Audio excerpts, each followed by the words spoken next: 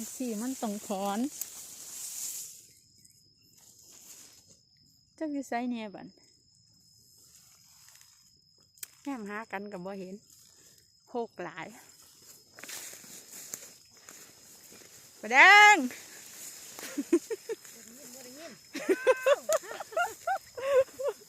หากันบ่เห็น